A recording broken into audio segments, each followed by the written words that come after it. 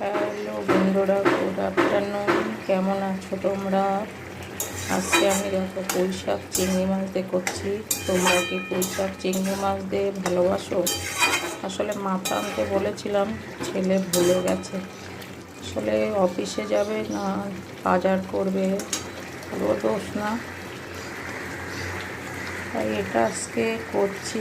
দেখো, আর এইটা করেছি, মাগুর মাছ করেছি। আর কত করবে ছেলেটা, বাজার, নিজের কাজ, তাছাড়া তো আদার্স কাজ সব আছে, সবই সামলায়।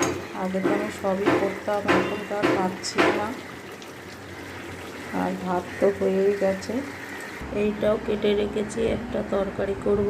আর দেখো এত শাক দিয়ে গেছে, ছেলে বলছে নিয়ে কি করবে, কে খাবে, জোর করে দিয়ে গেল। কি করবো, বাড়ির সামনে দিয়ে যাই ডাকে, দিয়ে গেছে।